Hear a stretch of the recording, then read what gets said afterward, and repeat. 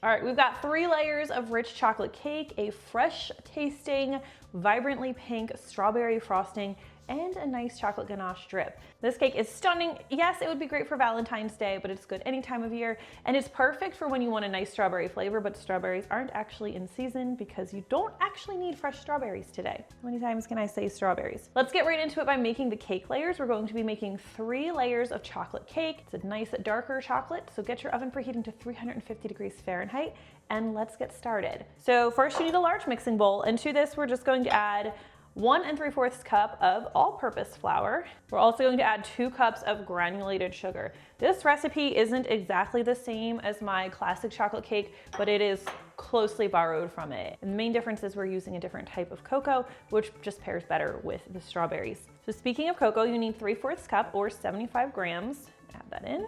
And then because we're stacking this cake 3 layers and our frosting can be a bit thicker, I wanted to stabilize it with a bit of cornstarch. So this is 2 tablespoons of cornstarch. It just helps make for a sturdier crumb without drying out the cake, so it still stays nice and moist and tender. We're also going to add 1½ teaspoons of baking soda and then 3/4 teaspoon of table salt. Before we go any further, let's go ahead and whisk everything together. Get these ingredients nicely combined. The cake itself comes together in one bowl, which is really nice and convenient. All right, next we need our oil. You'll need 2/3 cup of a neutral cooking oil for this recipe. You can use vegetable oil, canola oil, or you can even use avocado oil. But if you're using avocado, make sure you're using one that is refined and doesn't have a strong avocado flavor. I personally like Chosen brand, and they're not paying me to say that. But I kind of wouldn't mind if they did. Next up, we have a 1/2 cup of melted butter. So a lot of times with my recipes, I will stress that the butter needs to be cooled after you melt it. Not so important here. Just go ahead and add your butter. Just make sure it's melted. So this cake, it could be done by hand. If you wanted to mix everything by hand, you'd probably need to switch away from the whisk, so that way you don't bend up your whisk any. But it's just a little bit easier if you use a mixer. And you can absolutely use your stand mixer with the paddle attachment if you prefer. All right, I'm going to stir everything together. And what we want here is we want all of the dry ingredients to be moistened by the oil and the butter. It's important before we continue. Oh, and another word about the cocoa. I recommend a Dutch cocoa, I think I said that, or dark cocoa, either works really well. Natural cocoa will also work, but you have like a lighter chocolate flavor. And I think when I was really trying to get like that more intense chocolate and strawberry balance, I just think Dutch or dark works best here. All right, next are eggs. So you're going to need 2 large eggs for this recipe. Temperature of the eggs does matter a little bit more because everything in here right now is room temperature or a little bit warm. Don't add cold eggs to the batter or you're going to end up shocking it and it can just clump and it won't bake properly. So you want a uniform batter, use room temperature eggs. You know what, I'm just going to lightly break them up a little bit before we add them. We'll just make them incorporate even more easily. We're also going to add our vanilla extract here with the eggs. You want 2 teaspoons of vanilla. Don't lose our lid. Right in. Go ahead and stir everything really well until you have a nice uniform batter. It's still going to be a little bit thick. Like I said, I've done this by hand before, but it really is just a little easier if you use the mixer. Next is our buttermilk. You want to use real full-fat buttermilk. I've had a lot of people coming to my site where they've like made their own buttermilk, which is like they take heavy cream and they make butter and then they use like the top part of that. Don't recommend doing that. That's not cultured buttermilk. It's not going to work as well in this recipe. So you do want to use real buttermilk here. We're just going to turn our mixer to low speed and drizzle this in. Keep my bowl from running away. And now is a great time to scrape the sides and bottom of your bowl. Just because the odds are good, not everything is getting well incorporated. Usually stuff hides on the sides or the bottom. This is especially true if you're using a stand mixer. Always scrape your bowl. Now on to our last ingredient for the cake. You can see we have lots of other ingredients remaining. You're going to need a 1/2 cup of very hot, preferably boiling water. I think I have some here. Go ahead and add this in. It's nice and hot. So hot water is super important because it's going to help bloom the cocoa powder. Remember, anytime you're measuring liquid, you need to get it eye level. See, if I poured that in, it would be way too much water. Just pour that off here. And we want this hot water because it's going to bloom our cocoa, which that just means it's going to really help create a really intense chocolate flavor, which is what I was going for with this cake. Add that gradually. Don't splash yourself, please. When I was growing up, my mom would always make fudge for us kids on Valentine's Day. I think this cake might be what I make for my kids on Valentine's Day. Or cinnamon rolls, I'm torn. Not quite as chocolatey and appropriate though. Once again, we're scraping the sides and bottom of our bowl, making sure everything's uniform. I don't know if you can see in here, but there's like some thicker streaks. We want it all to be uniform. It should be completely smooth and glossy like this before you go on. All right, you need 3 cake pans for this recipe, at least if you want to bake them all at the same time. I have greased and floured the pans with a little bit of butter, some flour, tap out the excess flour, parchment paper rounds in the bottom. Your cakes will never stick again, so I really recommend these. I'll link to the ones I use. I buy them by like 100 at a time, and they last me longer than you would think. All right, we're going to evenly divide the cake batter. I'll do the best I can eyeballing it. I'll probably weigh it off camera because I get paranoid. I want my little layers to be even. These are going into the center rack of our 350 Fahrenheit preheated oven, and they typically need to bake about 24 to 28 minutes. Remember, if you're baking all 3 at a time, the one in the back is probably going to bake the fastest, so make sure you're toothpicking all of them.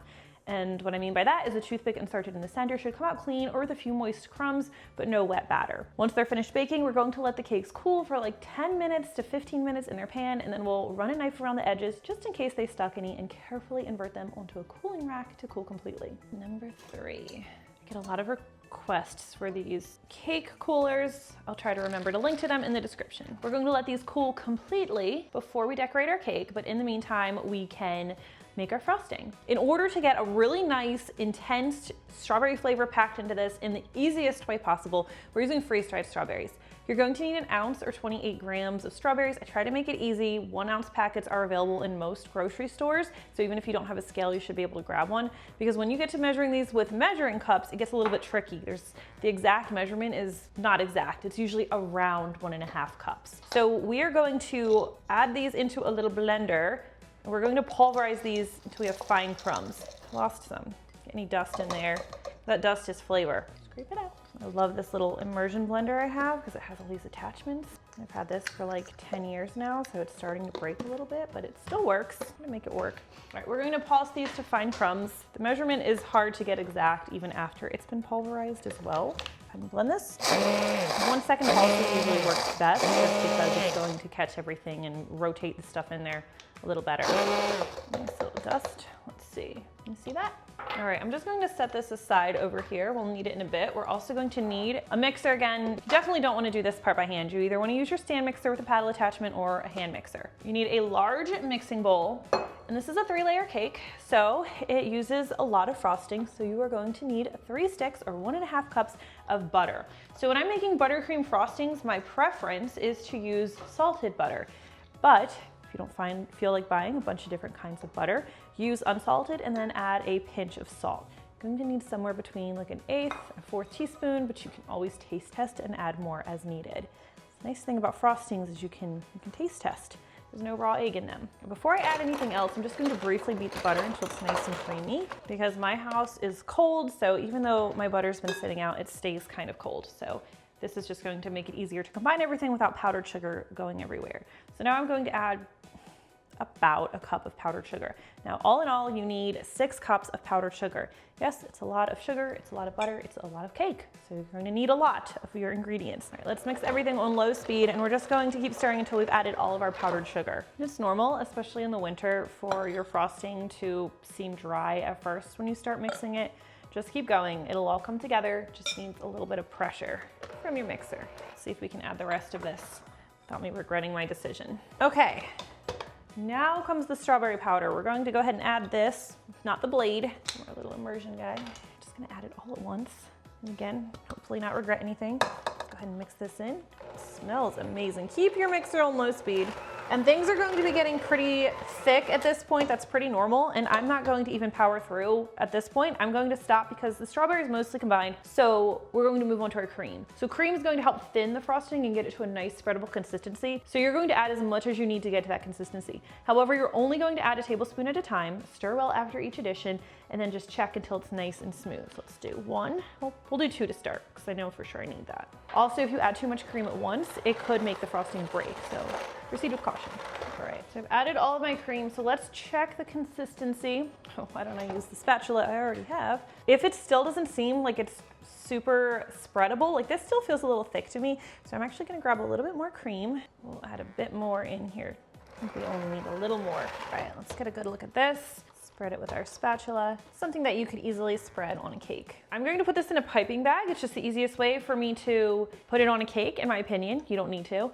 And let's check if our cakes are cooled, then we can decorate them, if so. Our frosting's ready. At this point, I also like to make my ganache just so it has some time to cool down while I'm decorating the cake. Assuming your cakes are cool. They need to be cool before you decorate them. The ganache, I'm just going to do my really quick microwave ganache. It's just a ½ cup of heavy cream and 4 ounces of chopped chocolate or 4 ounces of, I'm using couverture chocolate. Chocolate chips would also work, they're just not my preference. They're not ideal. And it would be 2/3 cup of chocolate chips. All right, we're going to pop this in the microwave for 25 seconds, then we'll stir it, we'll heat it again for another 20 seconds, stir again. You just do this just until everything is nice and smooth after you've stirred it. And a lot of times it's going to look kind of piecey and broken, but just keep whisking and it should become nice and smooth. All right, we'll let this cool just a bit. Not that it's super hot, but it's gonna be too drippy if we use it now. And let's assemble our cakes. If your cakes need to be leveled, you'll want to do that first. These baked up nice and level for me. I mean, they probably could be a little bit better, but I am not going to be leveling them. Let's go ahead and decorate. Piping bag makes this just a little bit easier, in my opinion. This is just a large open tip. I know I'll get asked, so it's an 808, Attico 808. Such a pretty color. Cake number 2 doesn't want to go anywhere. There we go. I'm so bad at putting these on top. I'm nervous making cakes. Always twist down from the very top when you are using a piping bag for your frosting. I'll see people grab it in the middle. You're gonna have a huge mess on your hands. Always work from the top. Cake layer number 3. Okay. So after I do that thin, tight layer of frosting, I will pop this in the freezer for like 10 or 15 minutes to catch any crumbs. Then I'll bring it back out and finish frosting, and we won't have any crumbs in our finished cake. I'm gonna make sure I don't have any crumbs on my spatula though.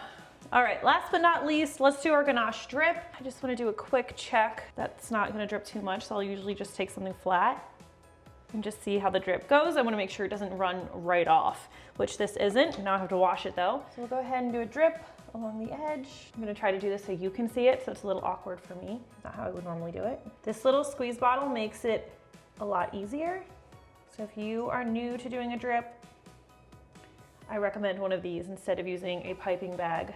Here we have our chocolate covering for our chocolate strawberry cake.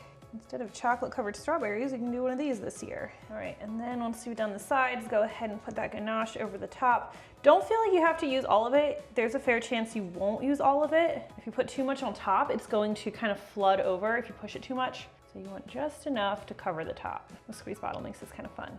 Just smooth that. Trying to not push the chocolate over the edge because we already did that in an intentional manner. Need a bit more. Fortunately, we have it. Oop, that one's gonna drip. It's fine, could look worse. We'll just smooth everything out of it. All right, the ganache is going to need to harden before you cut into the cake, otherwise it'll be messy. I'll usually pop it in the fridge for like 15 minutes and that gets you there really quickly. Room temperature, it's gonna take longer. After a brief stint in the fridge, we are ready to cut into this cake. It's a good idea to put it in the fridge anyway because it'll be easier to cut into the cake. It won't be as messy.